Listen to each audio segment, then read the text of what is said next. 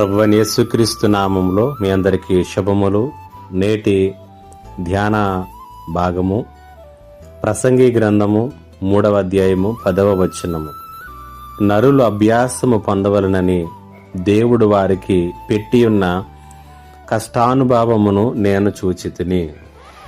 జీవితంలో ఈ కష్టాలు, ఈ బాధలు, ఈ కఠినమైనటువంటి శ్రమలు ఇవన్నీ ఎందుకు? ఇవన్నీ లేకపోతే జీవితం ఎంతో సంతోషంగా ఉంటుంది కదా, ఎంతో ఆనందంగా ఉంటుంది కదా.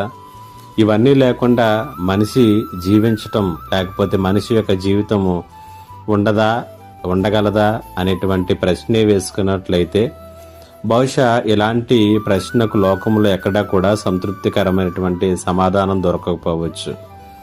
లేకపోతే జీవితంలో ఎందుకు దేవుడు ప్రతి మనిషి యొక్క జీవితంలోనికి ఏదో ఒక రూపంలో ఈ కష్టాన్ని, బాధను, శ్రమను, దుఃఖాన్ని అనుమతిస్తాడు అనేటువంటిదే గనక ఆలోచన చేసినట్లయితే ఈ కష్టాలకు, బాధలకు, శ్రమలకు వెనుక ఉన్నటువంటి దేవుని యొక్క ఉద్దేశాలను, దేవుని యొక్క జ్ఞానాన్ని సొలొమోను తన జ్ఞానము చేత పరిశీలన చేసి సమాధానాన్ని కనుగొన్నాడు.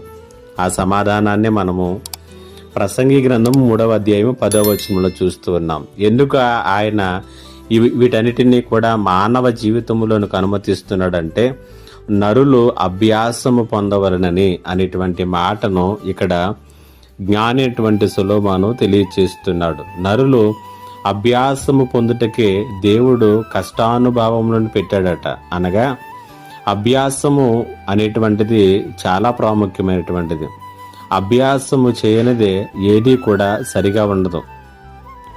అలాగే మనిషి జీవితము కూడా సరిగా ఉండాలి అనంటే, మనిషి జీవితము అర్థవంతంగా మార్చబడాలంటే మానవ జీవితమును కూడా అభ్యాసం అనేటువంటిది అవసరము.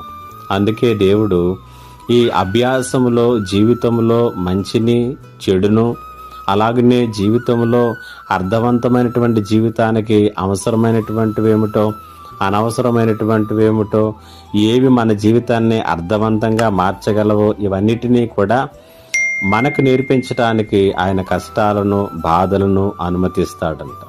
మనందరికీ తెలిసినటువంటి మాట, విలువైనటువంటివి ఏవి కూడా తేలిగ్గా దొరకవు అంటాం. కాబట్టి 3-4 సార్లు కాల్చకుండా రంగురంగుల పింగాణి పాత్రలను మనం ఎప్పటికీ కూడా కళ్ళతో చూడలేం. అగ్నిలో వేయనటువంటి బంగారం ఎప్పటికీ కూడా స్వచ్ఛమైనటువంటిదిగా మారదు.